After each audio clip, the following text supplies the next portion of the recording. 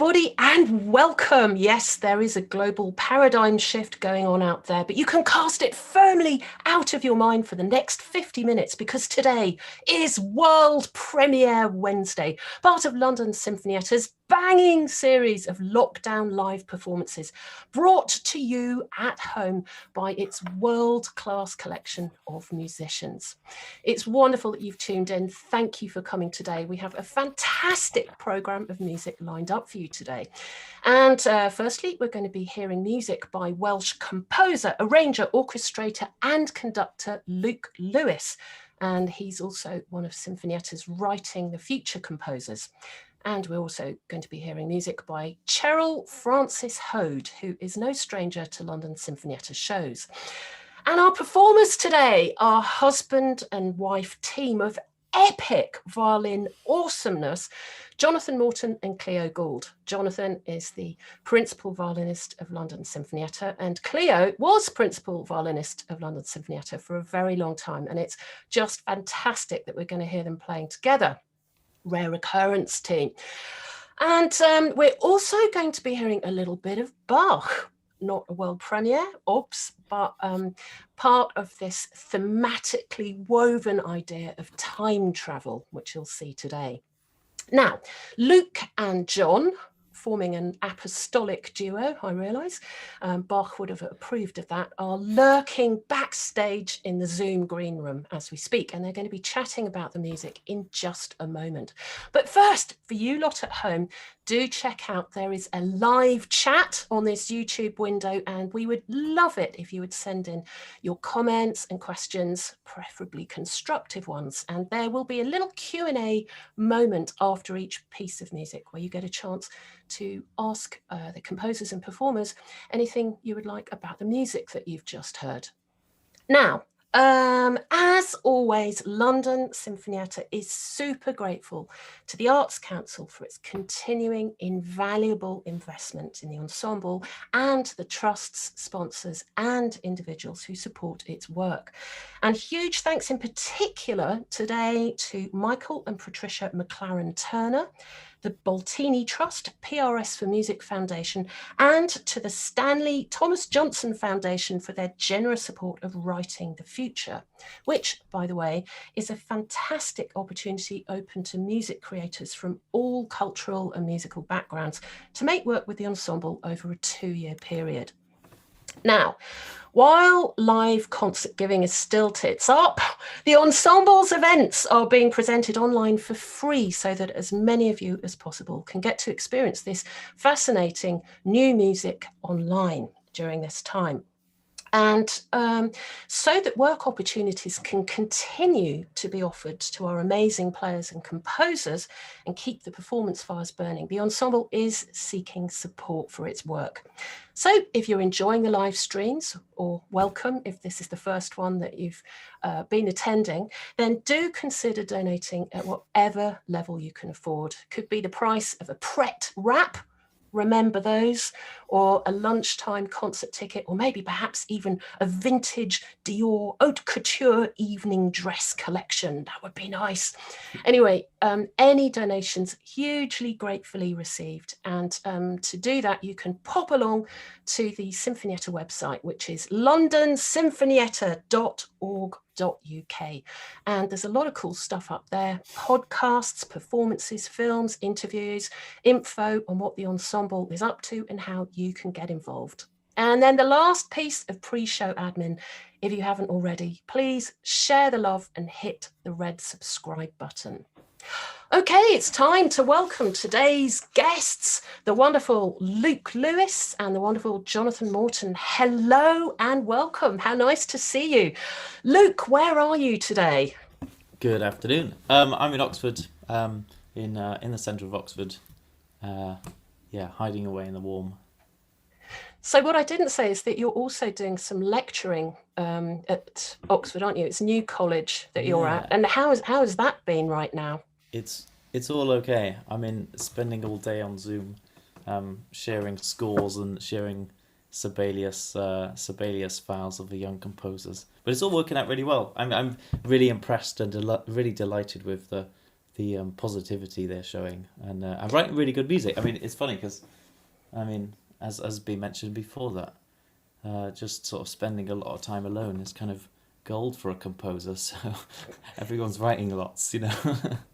We've said before on this show that lockdown and total solitude is in fact a default setting for Yeah. composers, so it's not all bad. Jonathan, how lovely to see you again. There you are in Suffolk. Hi Zoe. And how are you coping with violin playing and homeschooling right now and Oh, it's fighting over the Wi-Fi? yeah, it's not a great combo that, but you know we're doing as best as we can, like everyone else. Yes, I've told the kids not to use any Wi-Fi for this hour because there's restricted bandwidth. So, but it's fine. It's been okay, and actually it's wonderful to be able to get our teeth stuck into a piece of music and prepare it and practice. These are skills that we've honed over a long time, and it's any opportunity to do that is wonderful for us. So yeah, it's great to be here.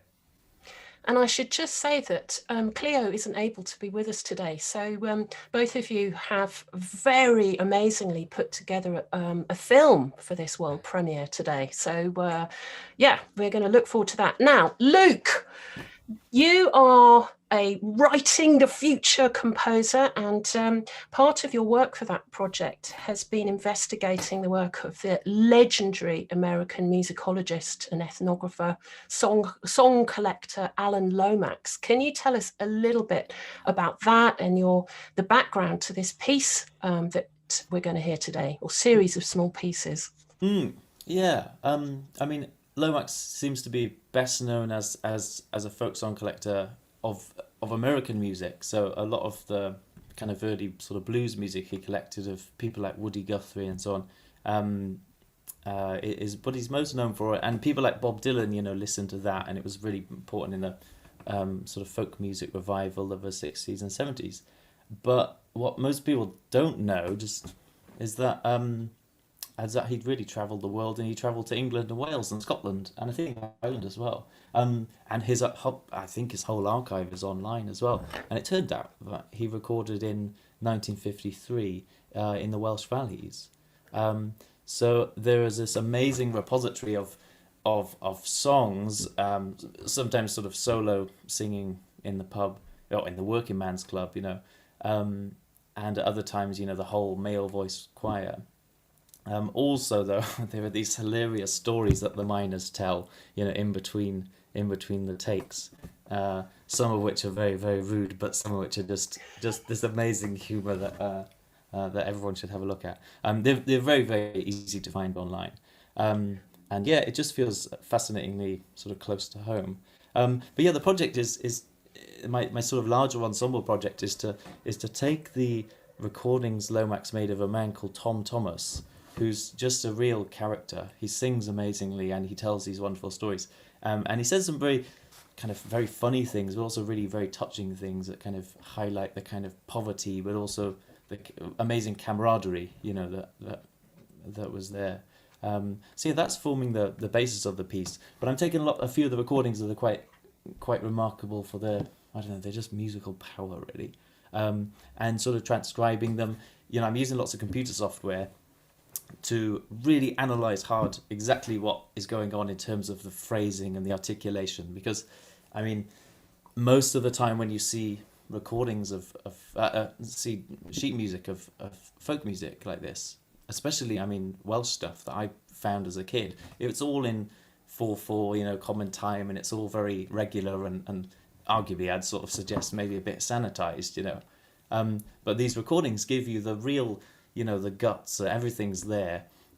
So I'm taking those things that are often lost and really using them to sort of construct and find amazing musical lines and things, which added up and expressed through an ensemble piece with sometimes the original recording themselves, sometimes in a kind of manipulated form, sometimes as it came. I don't know, it leads to amazing results. It's sort of interesting kind of communication between the past and them and me speaking through them, and all kinds of things come up.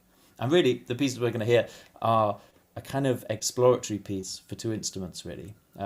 So a recording I found of the Museum of Wales website, which just struck me because it was so, I don't know, it did something to me, and it turned out that it was Pancake Day soon, so it all worked out like that, you know. So just that you, the audience at home, know the title of Luke's piece is Shrove Duos. So yeah, Shrove's Tuesday yesterday.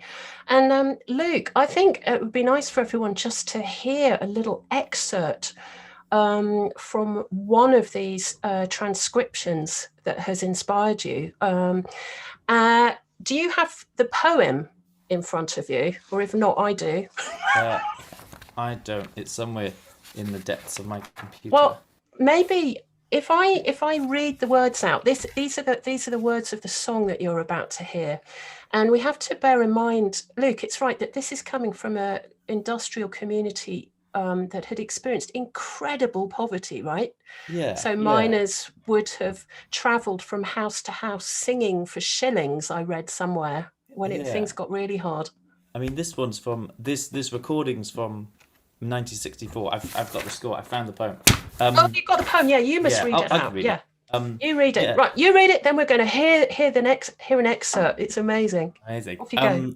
So yeah, I mean, I'm reading out my program now, but it's a Welsh song by a man who's described basically as Williams the Postman, who was born in 1899, and it's collected in 1964 near Aberdaron in Carnarvonshire, so that's sort of northeast end of Wales, and the words go.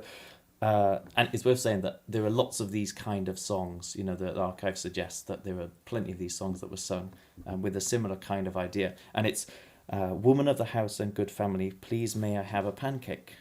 Mother is too poor to buy flour, and father too lazy to work. Please may I have a pancake? My mouth is dry for want of a pancake. If there is no butter in the house, put a large spoonful of treacle. And if there is no treacle in the house, give a terribly large pancake. Terribly. Let's hear what it sounds like in Welsh. Here we go, team.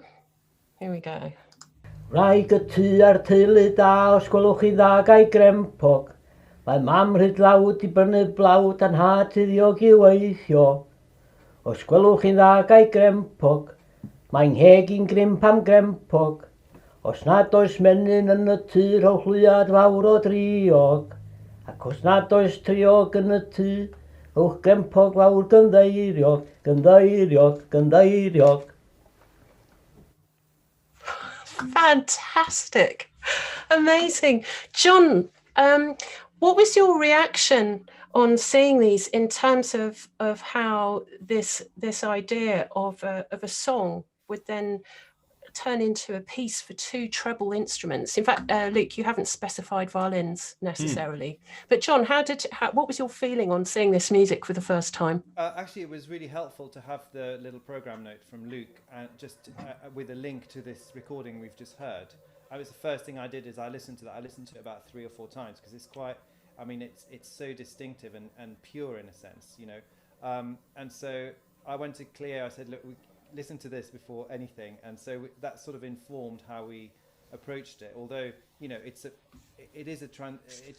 inspiration. The piece itself has these little maybe intervals that Luke can talk about that are related, and some of the rhythm, but then it's of course explored, and Luke turns it into a narrative. So in the second movement, one of the players is the woman of the house, and the other player is the narrator pleading for pancakes.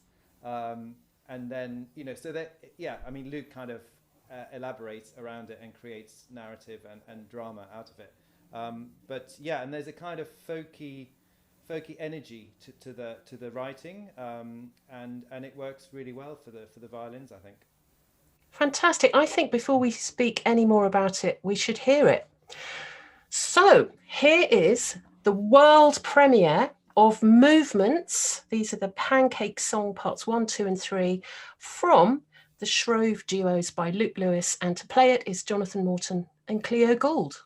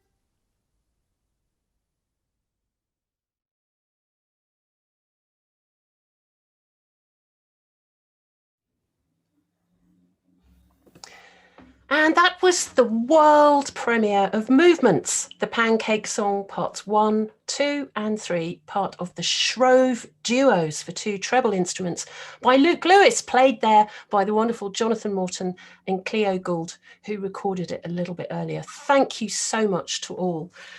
Luke, the business of hearing live music making from a time when it was completely part of the community, and your reaction to it now in the 21st century, must involve for you a sense of a temporal stretching, both in the way that you are hearing the original songs, but also just the whole concept of it. There's a sense of time traveling here. Is that right?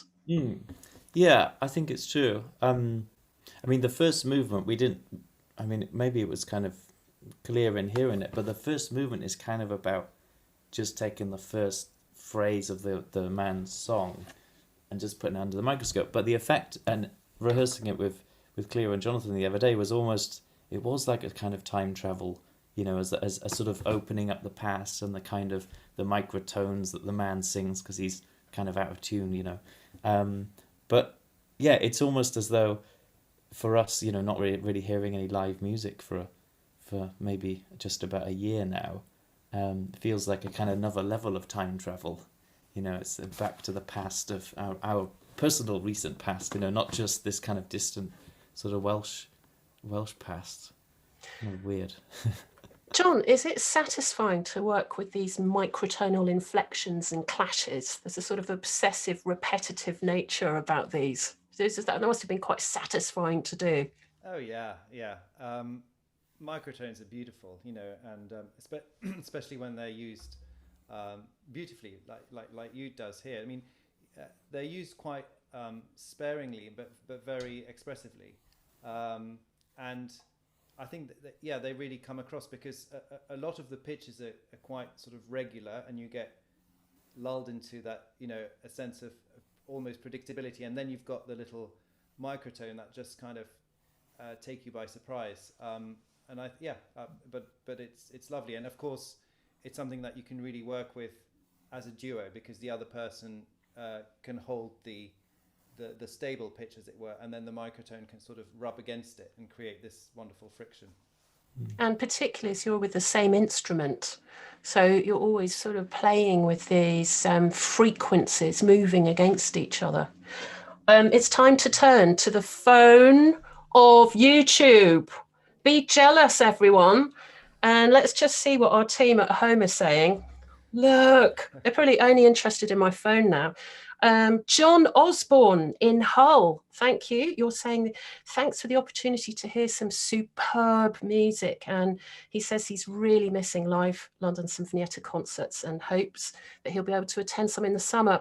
We all do, John. Thanks so much for that. Natalie, big bravo to Luke, Jonathan and Cleo. Beautiful, a fascinating marrying of the old and new. Absolutely. Francis Bryant, absolutely beautiful sound world. Completely agree. Leslie Wynne says it's an interesting story and a really beautiful piece. Fantastic. Now we've got a question here from Natalie. Luke, what does the process look like of turning computer analysis into written music, of putting phrases under the microscope and then reworking? Excellent question, Natalie. It's a hard question to answer. So, I mean, there's just so many different ways of doing it. I mean, an easy way, but what sounds like an easy way initially, is just to slow the song down and just spend more time transcribing what happens down and thinking really hard about what note, that the first movement of this, came about because I realized, well, even though the guy is singing one note, da da da da da da, a G, he's actually kind of out of tune often. So it just the pitch lifts, and so slowing it down made me really realize that there was this sort of led to the microtones in the piece. But of course, if you slow music down, you introduce kind of different artifacts and certain things sort of get blurred. So another way of doing it is to use some software like Melodyne, and there's another piece of software called Tony that I use, which sort of does a really quick sort of spectral analysis, and then sort of gives you the best guess as to what a pitch is. So it's interesting that using computers to transcribe stuff could come across as though it was like the computer was writing the music for you. Just chuck it in and the music comes out. But because there are a few different processes that that you could use, and because the results are so different, there's still an enormous space for a composer to pick what works for them and ignore or slightly adapt things, or try something a second time to see whether something can come out. And all of this is, of course, done in a kind of dialogue or some kind of communion almost sometimes between these kind of transcriptions, which can be very, very messy, and, of course, the original, the actual simple song that you can hear as an MP3 file and respond to as a simple performing musician, What's wonderful is that we, the audience, don't need to know about that whole process, and what's come out is something that's really, what I mean is we're not aware of all of those steps, but what's come out is something that has its own time and is very delicate and beautiful. It's wonderful. We need to move on, alas, although I would love to talk more about this. It's a fascinating topic, but just before we do, and I know John is itching to play, I just wanted to mention Ray Alan Lomax. I just read that little article about Alan Lomax, who I didn't know much about before, and Pete Seeger, who's one of the great folk musicians of our time and son of one of my favourite composers, Ruth Crawford Seeger. Anyway, he said of Alan Lomax that without his influence, there would have been no Lonnie Donegan, Bob Dylan, no Rolling Stones, no New Beatles. And according to Pete Seeger, he changed the trajectory of the 20th century music. I mean, so he's a phenomenal force. And the fact that he left in the early 50s to go to Wales is sort of extraordinary. Some people say that he was escaping McCarthy at that time. But either way, what an amazing thing that he should go to your home country, Luke. Yeah, amazing. One very last question, John. Sorry, I'm going to come to you in just a second. Last question for Luke. Is to do with the Welsh language itself, because I know we spoke a little bit before. Although all of these transcriptions you're listening to are in Welsh, you yourself don't speak Welsh. So that's another remove, if you like. Yeah. So because I'm from South Pembrokeshire, which is alongside sort of Cardiff and maybe the northeast of Wales as well, are the bits of Wales that don't tend to speak Welsh. There's a fascinating thing called the Landscare line, which is a sort of imaginary line in Pembrokeshire, which moves up and down over time and the people below it don't tend to speak Welsh and the people above do. Needless to say, I live below. It's never been, I live too far south for it to have ever been that far. So there's a translation of the kind of the notes of the music and the articulation and all that side of things, as well as the language, and it's maybe some kind of way of, I don't know, I don't want to think too hard about it, but maybe it's some kind of way of getting used to the fact that this music feels sort of mine because I'm from this place, but I don't speak the language, so there's this distance, and maybe it's some kind of working out of those personal questions. I don't know, and sort of identity and things. It's a rich collection of perspectives that you're taking for this project. So really, really good luck. We look forward to some more of the Shrove duos. Wonderful project and a beautiful piece. John, it's time. You are about to play for us possibly one of the most famous pieces Bach ever wrote. Not to put any pressure on, it's certainly pretty much one of the most famous violin pieces Bach ever wrote. Can you tell us what it is? Yes, and sure. Also what's going to follow as well? So I'm going to start with the Prelude from the third Partita for solo violin that Bach wrote. So he wrote a set of 6 sonatas and partitas. This is the last one in the set in E major. It's very bright. It's quite virtuosic. You may recognize it. And then I'm going to go straight into the first movement of a piece that Cheryl Frances-Hoad wrote. It's her Sonata Number 1 for solo violin, and it's inspired directly by this prelude. So her sonata follows or is inspired by a movement from the Bach, and so I've chosen both first movements, which are kind of linked artistically, and because I thought, again, to reinforce this theme of, you know, the old and the new and time travel. This is an example. I mean, composers have done this, you know, forever, and so I thought it'd be a nice thing to do, hopefully. It's a wonderful idea, and let's hear it now. So, John Morton is going to play for you now the Prelude from Bach's Partita Number 3 in E major, followed directly by the Adagietto from Cheryl Frances-Hoad's Suite Number 1 for violin.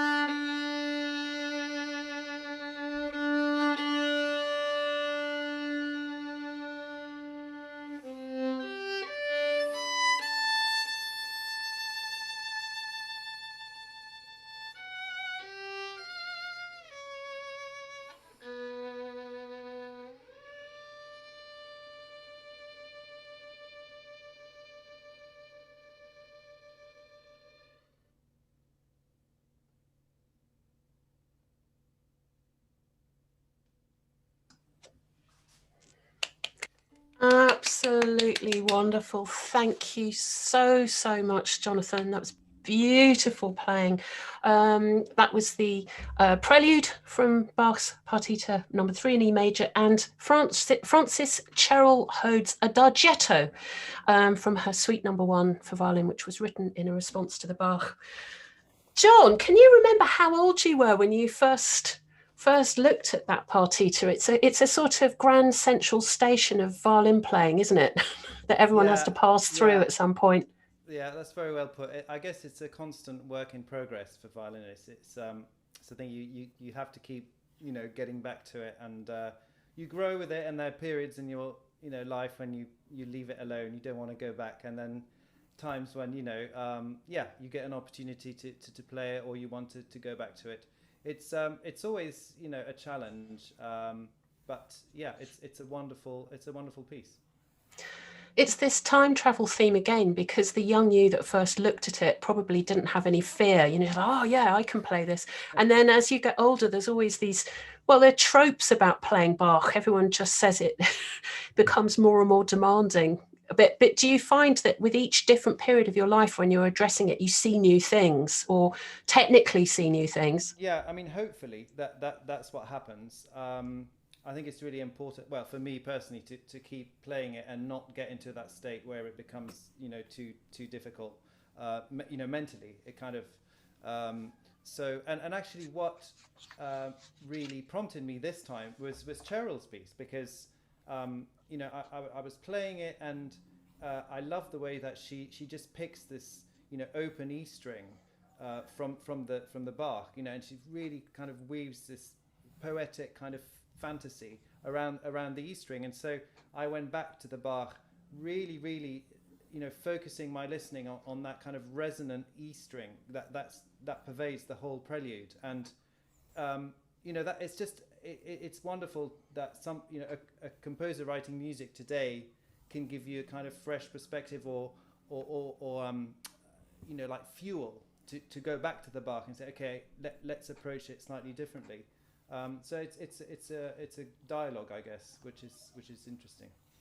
I mean, what she says about it, I'm going to just cheat and read a bit of her program note, because she said that rather than base the work on any specific motives or harmonies, she simply listened and listened and listened to the Bach. You know this. And then she identified what really appealed to her, and then tried to forget the Bach and write a work which had similar feelings, melodic shapes and moods, or that employed a similar striking violin technique, the E that you've talked about. Yeah, and I think that's it's a really wonderful thing, because if you just heard her piece in isolation, you wouldn't link it back to the Bach. There's nothing obviously Bach about it, but actually playing them together one after the other, there is a kind of like a spirit that they share, or something, something beautiful and poetic. And I've been, it's been lovely for me to kind of get into it. There's also, again, this resonance that we've had today with Luke's piece being based on something, but also the result you wouldn't necessarily know is connected to a Welsh miners song. Luke, does that make sense? Really interesting. I didn't realize this about Cheryl's piece. It's funny that as composers, you would tend to feel, right, I'm going to base a piece, or I've been commissioned or whatever to write a piece based on some Bach or whatever, and your first instinct is to grab the score and to look at it. But really, I think what we both did was almost use, I mean, maybe that to a degree, but I certainly did more, but maybe I had a different kind of job to do. But the filter kind of was our ears and our musicality, rather than a kind of rigorous process of sort of analysis or something. I mean, we can leave that to the analysts, and composers just sort of use our minds and ears and all that stuff we've developed, Exactly. So the technique is already there, but actually you're working on something deeper, maybe subliminal, instinctive. I know that we've got a few YouTube comments, so I'm going to go to the phone of you, the you of Tube, and just see what everyone's saying. I'm going to come back. There's a few comments about your piece, Luke. I'm going to come back to those in a moment. Absolutely divine. Jonathan says, Claire Dolding, you took me somewhere else. Absolutely, just ravishing playing. Big bravo to you, John from Leslie, and a big bravo, both of you, John and Luke and Clio, from Andrew Burke, who is, of course, the CEO of London Sinfonietta. And the question that I wanted to ask you, Luke, which is just nipping back. John, we're going to come back to the Bach and Cheryl's piece in a moment, but I'm going to nip back to your piece. Dan C. Jeffries is asking you, Luke, he's saying that your piece is, it speaks for him about the lockdown experience, but we're also talking about a portrait of people going hungry. Do you think it speaks to questions about food poverty currently existing in the UK? Very interesting question. Yeah, that's my kind of listener, Yeah, absolutely.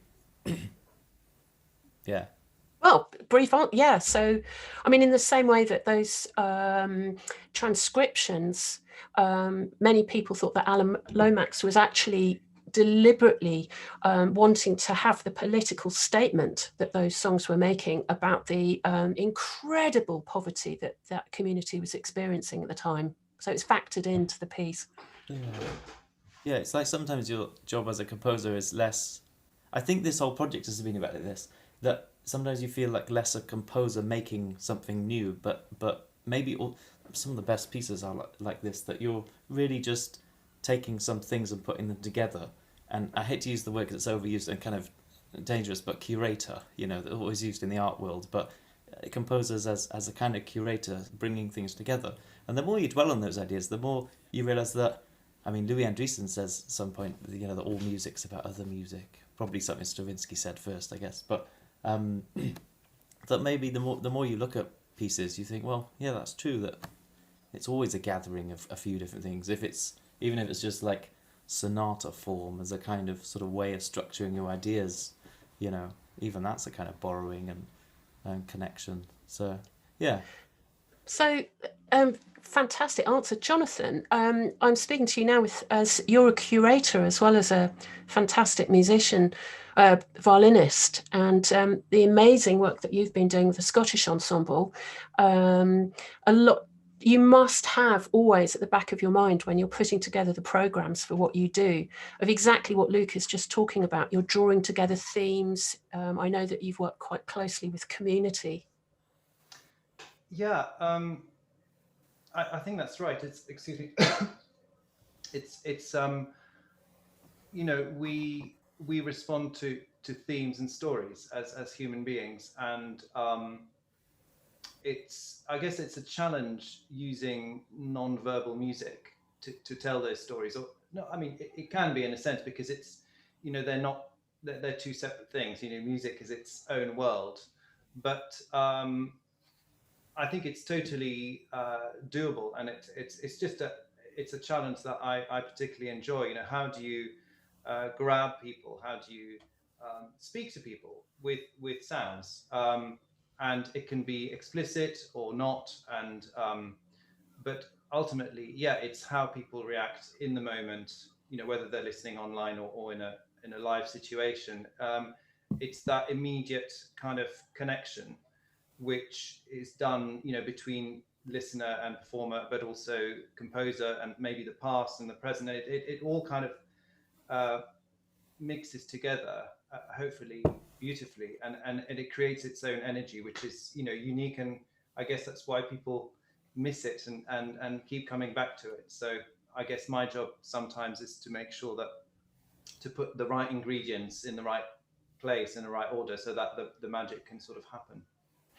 And any of you lot at home who are interested in seeing some of John's work, check out, it's a bit naughty to talk about another team, isn't it? But it's all part of this same community of musicians that we're in. You should really check out the Scottish Ensemble's beautiful film of Philip Glass's Symphony No. 3. It's just a wonderful example of what can happen during lockdown. I have to just say, John, quickly, you and Cheryl were at the Yehudi Menuhin School together, weren't you? And I'm looking down because she wrote me an email. She said she's so sorry she can't be here live today on the YouTube chat. She's in a bubble with her mum with no Wi-Fi at all, on a digital detox. How fabulous. I need one of those. And she says huge thanks to all of you for the piece. But she also says that she remembered you as being this very inspirational presence. She remembers particularly you telling her about us, in some rehearsal, about having more passion in Brahms. Yeah. Oh God. But she really looked up to you. So there you go. Yeah, I'm not going to tell my kids that, because it's just going to be, they're going to be mortified that I was that geeky as a teenager. Yeah. Yeah. No, I knew Cheryl. We haven't seen each other for years, but she was a cellist when I first met her, and has now become a composer. Sounds familiar, Zoe? Yeah, no one wants to hear any more Brahms sonatas, Yeah. Well, I'll just check to see on the YouTube if I've missed anything. Yeah, just one more thing. Bob Parks can I play the premiere again, or have I missed the opportunity? Bob, no, you haven't, because this whole show today is going to be up on YouTube. So you'll be able to watch Luke's piece and the Bach and Cheryl Frances-Hoad's piece in your own time. How cool is that? And big thank you from Bob. And I think we've run out of time. That's our psychiatrist's hour. 50 minutes is up. So it brings us to the end of the show. So it just leaves me to give enormous thanks to composers Luke Lewis and Cheryl Frances-Hoad for their fantastic music, and of course to Bach, and also to John, Morton and Clio Gould for playing it so beautifully today, and to you, the audience, for tuning in. It's just wonderful that you're here at this strange time in our planet's history. Thank you very, very much for being here. It really does mean a lot to us all to know that you're out there. Join me next time for the next world premiere Wednesday, which is going to be on March 24th. And this is going to feature brand new music for Bassett clarinet by the fabulous Matthew Kaner, and played by the principal clarinetist of London Sinfonietta, Mark Vanderweel. Matthew and Mark, I've just realised, continues the apostolic theme. So Matthew has written 2 pieces which are designed to sit alongside each other that are called Swift and Kestrel. And I'm going to let you lot work out what the theme might be behind it. Thank you so much. Stay well. See you next time.